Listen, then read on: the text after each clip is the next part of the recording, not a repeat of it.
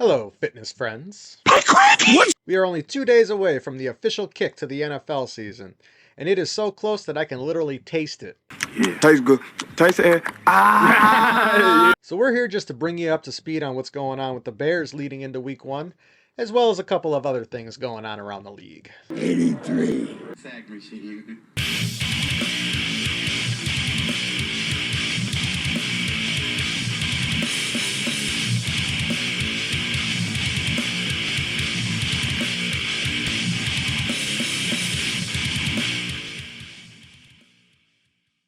First things first, the biggest story of training camp with the Bears was obviously the left tackle competition. It initially started as a three-way battle between Braxton Jones, Kieran Amagaji, and Ozzie Trapillo. Interestingly enough, these three did not appear to be cutting it during training camp, and the coaching staff felt the need to bring in an undrafted free agent rookie from last year in Theo Beneday. Ultimately, the line would shake out with Braxton Jones as the starting left tackle and Darnell Wright as the starting right tackle, and it would appear that Theo Beneday is the swing tackle. They are carrying 4 tackles with Ozzie Trapillo on the roster as well, but the fact that a second-round draft pick couldn't beat out an undrafted free agent leaves a little to be desired. A bit of a surprise to me is the fact that the starting slot receiver is not going to be Luther Burden, but is going to be Olamide Zaccheaus. He did show quite a bit during the preseason, catching balls in stride, making runs after the catch. Definitely what you want to see in this Ben Johnson offense that tries to make, as much use of motions and moving DBs in order to create space for receivers on the field. It's not to say that this will stay this way. I fully expect that Luther Burden will have a good rookie campaign, and he could ultimately end up as wide receiver 3 on this depth chart. But the Bears are probably just going with the experienced player, to start out the season, especially Monday night under the big lights, divisional opponent. Probably a good bet. But I expect Luther Burden to make the jump at some point during the season. At tight end 1, Colston Loveland got the nod over Cole Kmet, which I found to be somewhat interesting, but not exactly surprising. It just tells us that Colston's grasp of this offense is certainly up to snuff for Ben Johnson to be confident enough to make him tight end 1. And this shouldn't mean too much for Cole Kmet, as we know we're going to see both of these guys on the field quite a bit. So plenty of action to be seen from both Colston and Cole Kmet. Just interesting that Colston was named as the number 1. And then finally, with the offense, the Bears are only going to be carrying 3 running backs this season, which I find to be very interesting. As you guys know, they had a ton of injuries at this position during the preseason. I think the main reason we even saw DeAndre Swift in the final preseason game was just due to the fact that there weren't enough guys to go around. And it doesn't hurt to get the guy a little action before we end up, kicking off the regular season. DeAndre Swift, Roschon Johnson, and Kyle Monangai are your 3 running backs. Kyle Monangai is listed as the 3rd back. I know that they were hoping that he could beat out Roschon Johnson to be the 2nd back. But I imagine we'll be seeing a healthy dose of all 3 of these guys, and we'll probably be seeing a few other guys throughout the season as well. 3 running backs, and the way that Ben Johnson plans on using them, just don't see them all lasting the entire season. Even if it's just, nicks and bruises, these guys, it's an NFL season. Guys get hurt. Moving on to the defense, I didn't see a ton of surprises up and down this side of the roster. However, my main concern is just going to be health in the secondary this year. Jalen Johnson's still, not been fully participating. The guy has had a soft tissue injury that predates the start of preseason and training camp. Whether or not he's going to be ready to go is very interesting. I mean, they say he's going to be ready to go. It almost seems like he's going to be on a pitch count to start the season. Jaquan Brisker and Kyler Gordon are both guys who still have, yet to make it through an entire season healthy as well. Both these guys play hard. So hard that they end up injuring themselves. I like the way they play, but let's just try to keep them healthy. Kevin Byard is the only starter in the secondary that seems to be able to stay on the field, and he's also the oldest out of all of them. One note is that your starting nickelback again this year is going to be Tyreek Stevenson. This is due to Terrell Smith suffering a torn patellar tendon during the preseason. Unfortunate. He definitely looked like he was on the upswing for his 3rd year in the league, but suffering the torn patellar, he is out for the year. And that means that we get the Tyreek Stevenson experience again. Let's just hope it goes a little bit better than it did last year. Other than that, the starters up and down this roster are more or less chalk. There's not a lot of surprises. We more or less knew what this team was going to look like going into the season. Now it's all about executing the X's and O's of Ben Johnson's offense. And Dennis Allen's defense, of course. Moving on to the big news of last week, the Micah Parsons trade.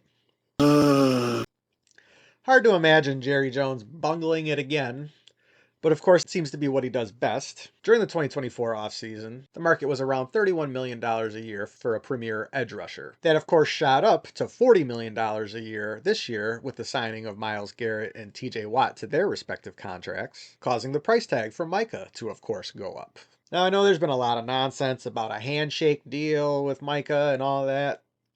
Of course, that is not how business is done in the NFL. I don't care who Jerry Jones thinks he is, whether you have a super yacht or not.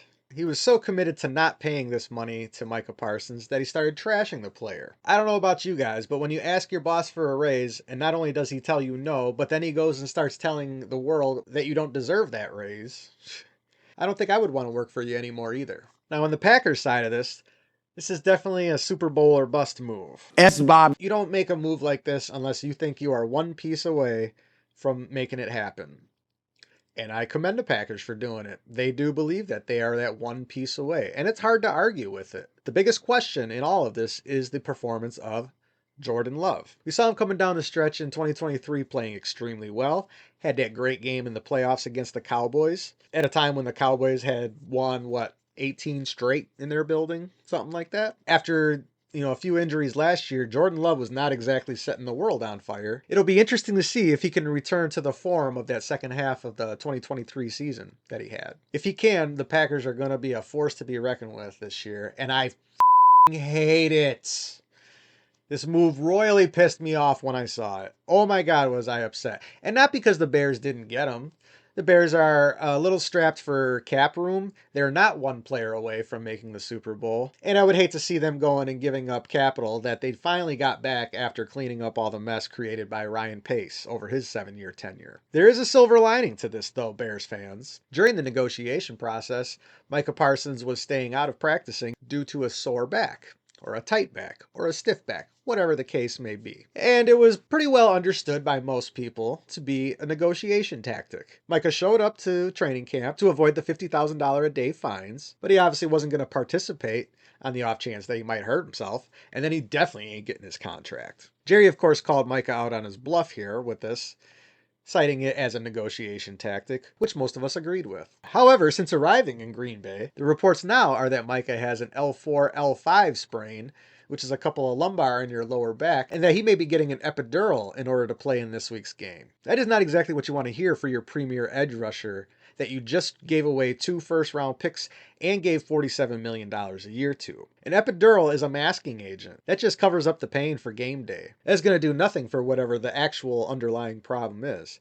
And the fact that he won't be able to feel anything during the game means that he could actually make it worse. So, it will be interesting to see how this plays out for the Packers over the long haul. To be perfectly honest, though, if it goes the ways the Packers are hoping, the ceiling is the Super Bowl for that team.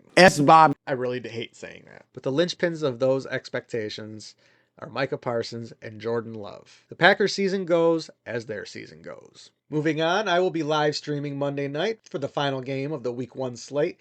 That, of course, is my beloved Bears against the hated Minnesota Vikings. It will be an interesting matchup, to say the least, as we have no idea really what to expect out of both of these teams. Offensively for the Vikings, we do somewhat know what to expect. We've seen the Kevin O'Connell offense for 3 years running now. However, we still do not know what we're going to get out of J.J. McCarthy. He's looked decent in the preseason. There's no reason to think that he won't look the part in the regular season. But as we know, it gets dialed up a notch once the big lights get turned on. One could argue that the bigger unknown on offense is definitely on the Bears side, as we have no idea what it's going to look like when the Bears finally roll out the real Ben Johnson offense. We're going to see Caleb under center quite a bit. We're going to see all the motions. We're going to see all the 2 tight end action. And we might even get 1 or 2 of those trick plays that Ben Johnson is famous for. But the one thing that we have to avoid, fellas, is an absolute disaster. You're at home against a divisional opponent. Cannot afford to take a loss in the division this early in the year. I don't expect a lot of high-flying scoring going on during this game. Typical NFL start to the season, defenses are ahead of the offenses. And we know that the Bears are trying to implement a new offense, obviously, under Ben Johnson. So I wouldn't expect a high-scoring game. That being said, this Vikings team is in year 4 of the Kevin O'Connell offense, and Bears defense better be ready to put on a performance because it could get very interesting very fast. I will be live streaming, obviously, during this game. That'll be Monday night. I'll be popping on around 7:15, bringing you all my love, my hate, my shenanigans, and giving you entertaining commentary so you won't have to listen to Troy Aikman and Joe Buck. Sounds like a pretty good deal to me. I will also be streaming on Thursday night for the Eagles hosting the Cowboys. I think this is definitely going to be an interesting matchup, even more so now that Micah Parsons is no longer a Cowboy. I fully expect the Eagles to put a smackdown on the Cowboys.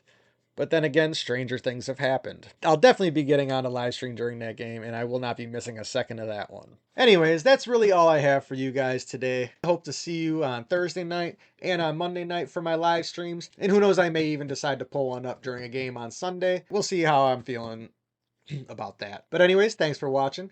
Please like and subscribe, and I hope to see you during the action this weekend.